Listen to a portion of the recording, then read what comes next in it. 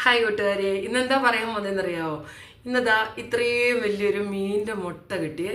ഇത് എന്തിൻ്റെയാണെന്ന് ചോദിച്ചു കഴിഞ്ഞാൽ, ഇത് കണ്ടോ, നമ്മൾ മത്തിയുടെയൊക്കെ ആണെങ്കിൽ മുട്ട പരിഞ്ഞിലൊക്കെ ആണെങ്കിൽ ഈ ഷേപ്പല്ലല്ലോ. ഇത് വറ്റയെന്ന് പറഞ്ഞ ഒരു മീനിൻ്റെ പരിഞ്ഞിലാട്ടോ. അപ്പോൾ ആ മീൻ വിൽക്കുന്ന ചേട്ടൻ പറഞ്ഞത് നെയ്മീനെക്കാട്ടിൽ ഇതിൻ്റെ പരിഞ്ഞിൽ ഉണ്ടാക്കി കഴിഞ്ഞാൽ ഭയങ്കര ടേസ്റ്റാന്നാ. പക്ഷേ അവിടെ മേടിക്കാൻ വന്ന ഒരാൾ പറഞ്ഞു, ഓ അത്രയും ടേസ്റ്റും കാര്യങ്ങളൊന്നും ഇല്ലയെന്ന് പറഞ്ഞു കേട്ടോ. പക്ഷെ എന്തായാലും ഞാനിത് കണ്ടപ്പം ഇത് മേടിച്ചു. ഇവിടെ പിള്ളേർക്കാണേൽ മീനിൻ്റെ മുട്ട ഭയങ്കര ഇഷ്ടമാണ് കേട്ടോ. അപ്പോൾ ഞാൻ വിചാരിച്ചു ഇതും കൊണ്ട് ഇനിയും ഇത് ഇലയിലൊക്കെ വെച്ചിട്ട് തേങ്ങാപ്പീരയും പച്ചമുളകും അതിൻ്റെ ചേരുവയൊക്കെ ചേർത്തിട്ട് ഇലയിൽ വെച്ചിട്ടുണ്ടാക്കി കഴിഞ്ഞാൽ നല്ല ടേസ്റ്റ് ആയിരിക്കും കേട്ടോ. ഇലയിൽ വെച്ച് നമ്മൾ ഇലയപ്പം മാതിരി നമുക്കിങ്ങനെ ചുട്ടെടുക്കാൻ വേണമെങ്കിൽ ഇങ്ങനെ എന്താ പറയുന്നത്, നമ്മുടെ ദോശക്കല്ലയിലൊക്കെ വെച്ചിട്ട് ഇലയപ്പം പോലെ ഇതിങ്ങനെ പരത്തിയിട്ട് ഇതിങ്ങനെ ഇനി ഉടച്ചിടണം. ഇനി ഇത് കുറേ പരിപാടികളുണ്ട് കേട്ടോ. അപ്പോൾ ഞാൻ നിങ്ങളെ ഇതൊന്ന് കാണിക്കാമെന്ന് വെച്ചു. അപ്പോൾ ഇത് നല്ല എന്ന് വെച്ചാൽ ഇലയ്ക്കകത്തൊക്കെ ചെയ്തെടുക്കുമ്പോൾ ഒരു പ്രത്യേക ടേസ്റ്റാണ്. പണ്ട് എൻ്റെ വല്യമ്മച്ചിയുള്ള കാലത്ത് ഇത് ഇലയിലൊക്കെ വെച്ചുണ്ടാക്കുമായിരുന്നു കേട്ടോ.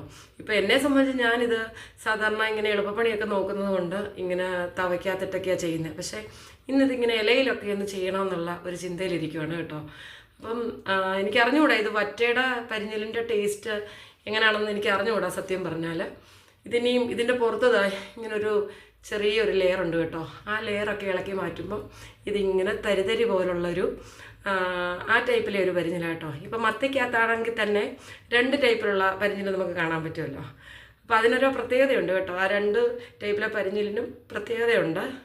അപ്പം ഇത് പക്ഷേ കുഞ്ഞ് തരിതരി പോലുള്ള ടൈപ്പാണ്. ഈ ഒരു ആദ്യത്തെ ലെയർ നമ്മൾ ഇളക്കി കളയണം. അപ്പോൾ ഇതിൻ്റെ ഒരു പരിപാടിയിലാണ്.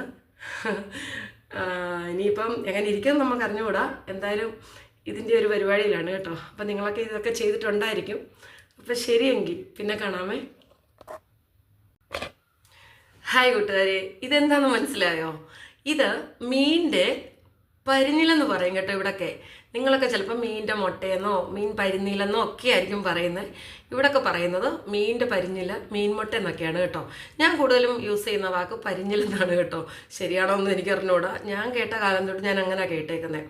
അപ്പോൾ ഇത് എന്തിൻ്റെ പരിഞ്ഞിലാണെന്ന് ചോദിച്ചു കഴിഞ്ഞാൽ ഇത് വറ്റയുടെ പരിഞ്ഞില. ഇതിപ്പോൾ ഇങ്ങനൊരു കളറിലിരിക്കുന്നത്. ഇതിൻ്റെ മുകളിൽ ഒരു ഔട്ടർ ലെയർ ഉണ്ട്, ഒരു ചെറിയൊരു പാളി പോലുണ്ട്. അത് നമ്മളിനി ഇങ്ങനൊരു കുഞ്ഞു പ്ലാസ്റ്റിക് പോലെ ഇങ്ങനെ തോന്നുമല്ലോ.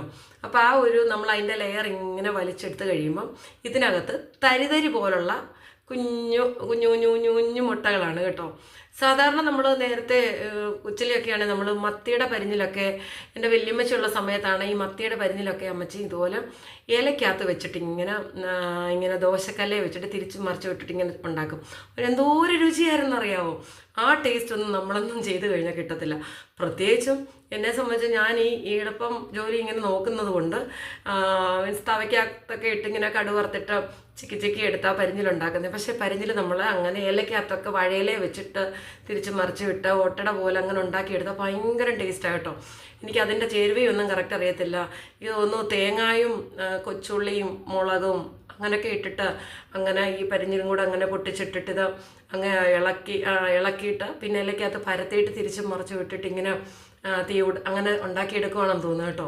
ഭയങ്കര ടേസ്റ്റായിരുന്നു കേട്ടോ. അന്നത്തെ എനിക്ക് നല്ല ഓർമ്മയുണ്ട്.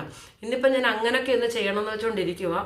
എങ്ങനെ ആയിരിക്കും എന്നൊന്നും അറിയത്തില്ല. പിന്നെ വിചാരിക്കുന്നുണ്ട് അല്ലേ സാധാരണ പോലെ അങ്ങ് ചെയ്തെടുത്താലോ എന്ന്. അപ്പോൾ ഒരു ഇച്ചിരി ടേസ്റ്റൊക്കെ നമുക്ക് വേണമെങ്കിൽ നമ്മൾ ഇച്ചിരൊക്കെ ഒന്ന് കഷ്ടപ്പെട്ട് മെനക്കെട്ടൊക്കെ ചെയ്തെങ്കിലേ പറ്റത്തുള്ളൂ. അപ്പോൾ ഇത് വറ്റയുടെ മുട്ടയാണ് കേട്ടോ. ഇത് മേടിക്കാൻ ചെന്നപ്പോൾ മീൻ മേടിക്കാനാണ് ചെന്നത് ശരിക്കും പറഞ്ഞാൽ. അപ്പം മീൻ മേടിച്ചു. അത് കഴിഞ്ഞപ്പോൾ ഇത് അവിടെ ഇരിക്കുന്നു. അപ്പോൾ ഇതിൻ്റെ വില എന്താണെന്ന് ചോദിച്ചപ്പം ഒരു വില പറഞ്ഞു. അപ്പോൾ ഞാൻ ഇത്രയും വിലയാണോ പരിഞ്ഞിലിനൊക്കെ? പിന്നെ ഇപ്പോൾ ഫോൺ ചെയ്താൽ ഇപ്പോൾ വന്ന ആൾക്കാർ കൊണ്ടുപോകാൻ റെഡി ആയിട്ടുണ്ടെന്ന് പറഞ്ഞു. എന്നിട്ട് പുള്ളി പറഞ്ഞൊരു കാര്യമുണ്ടല്ലോ, നെയ്മീൻ്റെ മുട്ടയെക്കാട്ടി ടേസ്റ്റാണ് ഇതിൻ്റെ ഈ വറ്റയുടെ മുട്ടയ്ക്കെന്ന്. എനിക്കറിഞ്ഞൂടാ. ഞാൻ വറ്റയുടെ മുട്ട ഇതുവരെ ഞാൻ കഴിച്ചിട്ടില്ല കേട്ടോ. അന്നേരം ഇത് കേട്ടോണ്ട് നിന്ന് മീൻ മേടിക്കാൻ വന്ന ഒരാൾ പറഞ്ഞ എന്തെന്നറിയാമോ, കടയിൽ പുള്ളിക്കാരൻ പറയുക, ഓ അതൊക്കെ ചുമ്മാതാ, ഇത് സാധാരണ പോലെ ഉള്ളൂ എന്നൊന്ന് പറഞ്ഞു.